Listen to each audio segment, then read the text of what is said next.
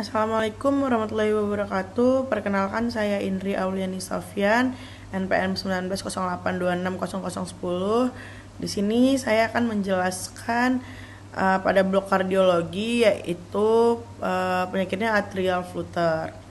Jadi atrial flutter ini adalah salah satu bentuk aritmia supraventrikular yang ditandai dengan kontraksi atrium yang cepat dan teratur.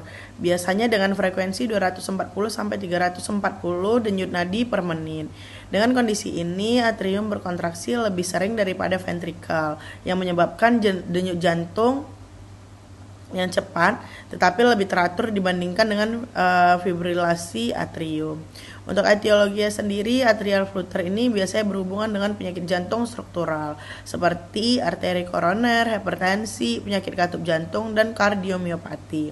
Penyebab lainnya itu seperti postoperasi jantung, yaitu dia komplikasi umum pada pasien setelah pembedahan jantung.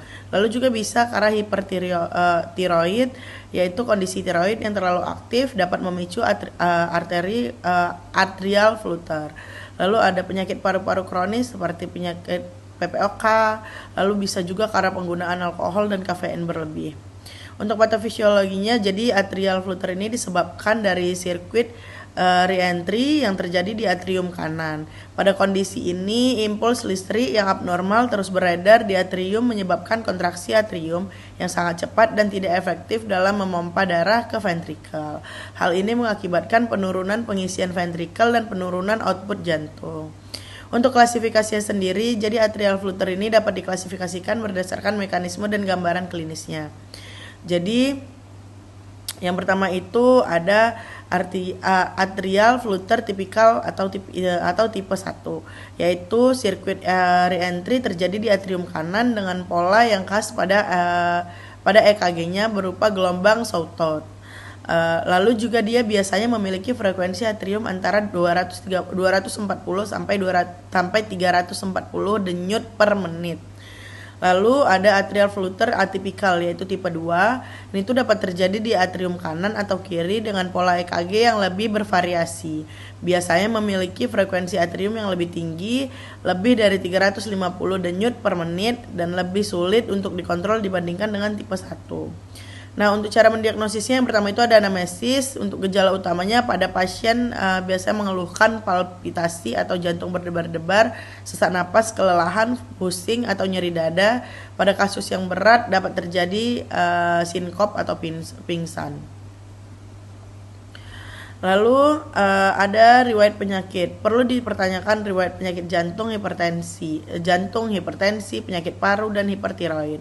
Penggunaan alkohol, kafein, dan riwayat obat-obatan yang memicu aritmia juga harus dievaluasi. Lalu ada pemeriksaan fisik. Pada pemeriksaan denyut jantung cepat dan teratur seringkali ditemukan, namun pada pasien dengan blokade AV, denyut jantung mungkin lebih lambat. Auskultasi jantung bisa didengar bunyi jantung yang tidak teratur pada beberapa kasus. Suara jantung dapat terdengar sebagai takikardi yang teratur. Tanda gejala jantung edema perifen, distensi vena jugularis, dan hepatomegali bisa ditemukan pada pasien dengan arteri flutter yang menyebabkan gagal jantung. Lalu pemeriksaan penunjang, yaitu dia ada EKG. Ini tuh pemeriksaan utama untuk mendiagnosa atrial flutter. Nah, pada EKG akan terlihat gelombang atrium, yaitu sawtooth, yang khas dengan frekuensi atrium sekitar 240 sampai 340 denyut per menit. Lalu juga ada Holter monitor. Alat ini digunakan untuk memantau ritme jantung selama 24 jam hingga 48 jam untuk menangkap aritmia yang tidak selalu muncul pada EKG standar. Lalu ada ekokardiogram. Ini digunakan untuk mengevaluasi struktur jantung, mendeteksi penyakit katup, serta menilai fungsi ventrikel dan adanya bekuan darah di atrium. Lalu ada tes fungsi tiroid, yaitu ini hipertiroid bisa menjadi salah satu penyebabnya tadi, sehingga pemeriksaan kadar hormon tiroid dapat membantu dalam menegakkan diagnosanya.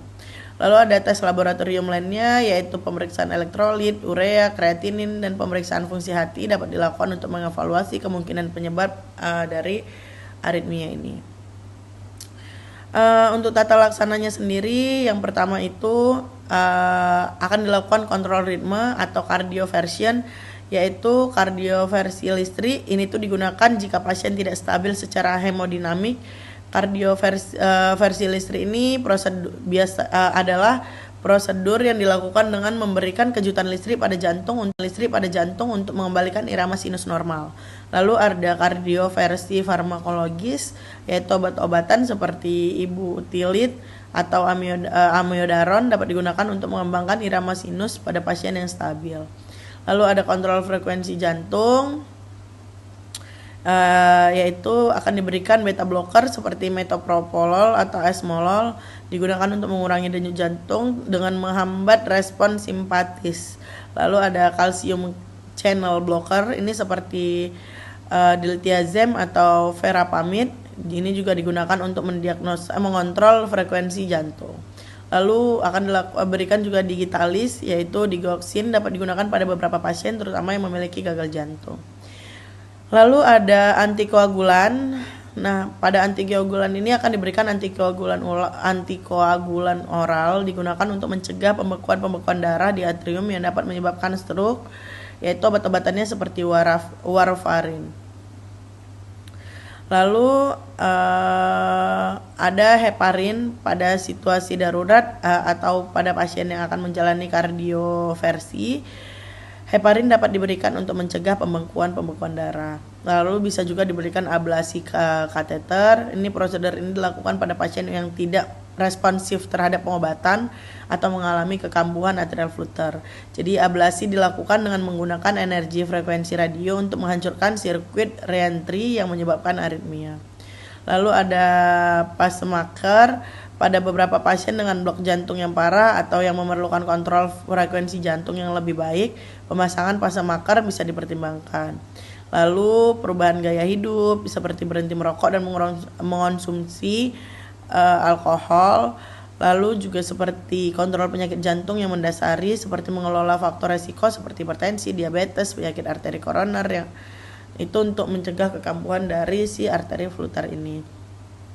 Nah, lalu ada komplikasi.